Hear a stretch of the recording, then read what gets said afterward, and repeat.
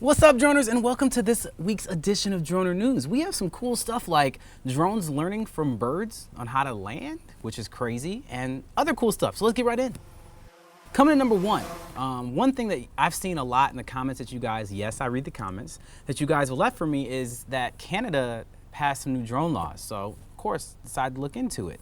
And wow, it looks pretty obvious that Canada did definitely follow the United States and looking at the Part 107 saying, okay, this is a good guideline for drone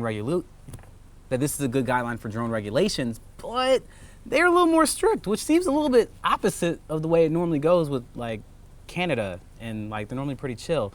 But yeah, like they have restricted the flights to 300 feet, and they can't even like, it's not line of sight, it's like 1,640 feet, which I'm sure means something different in metric. And you can't fly within 264 feet of any building, person, animal, crowd, vehicle, anything, which pretty much says that you cannot fly in any city anywhere in Canada. You just can't do it. This is all for recreational pilots. This is not the commercial law, but that's pretty strict. I mean, like, wow. I mean, I'm not about that life, and DJI obviously isn't about that life either, and they're kind of seem like they've been blindsided by it. So yeah, and on top of that, they actually doubled the fine compared to like the U.S. fine is like $1,400. Like their fine is like $2,200, based upon getting some kind of drone like restriction regulation, whatever. For past, like their laws are more expensive, harder to comply with, and just difficult. So good luck, people in Canada. I'm so sorry to hear it.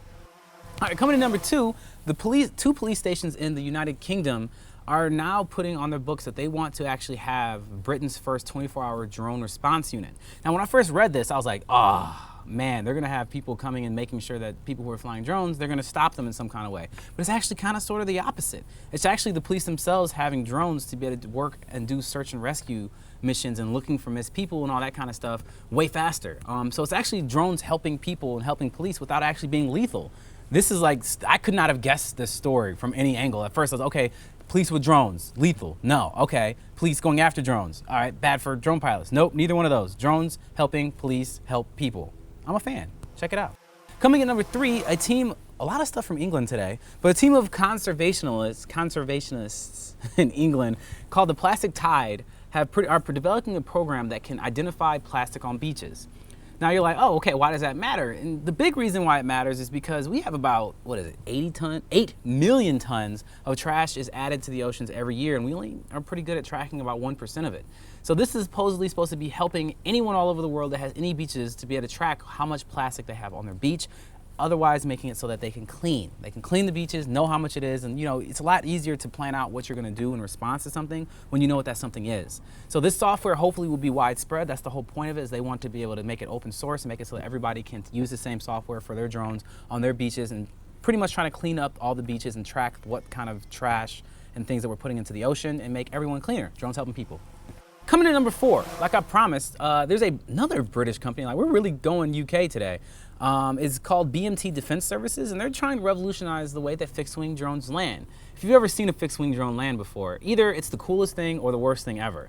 Normally it looks like a crash, or they're pretty awesome because somebody throws it and then they catch it. And you're like, oh wow, that was impressive, but not very feasible for most people. So this company is trying to fix that. And what they're doing is they're studying birds. If you ever watched a bird land, which I'm sure everybody has because birds are everywhere, is they kind of do this thing where like they twist their arms up, twist their wings up, and they flap their tail out and it just like stops, and then they just drop.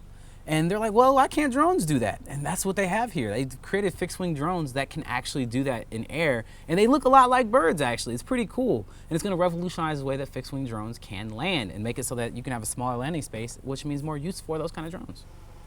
And coming in last but not least is something I'm a little bit sad about is, we all know DJI is killing the game. When it comes to drones, they're pretty much synonymous with drones, camera drones, industrial drones now, and every other kind of drone you can really think of. They got it. They do it better than anybody else. And what I've personally seen as their closest competition, Yuneec, has had some real issues. The issues are so real that they're actually going to be laying off 50 to 70% of the United States staff.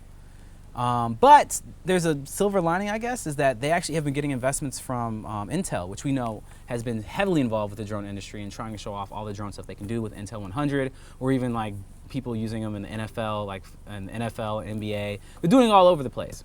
And so they're pretty much like scaling back and refocusing the resources. They're pretty much saying that they estimated the market, which seems like a really nice way of saying we didn't sell as many drones as DJI or as many as we thought, because DJI pretty much killed us.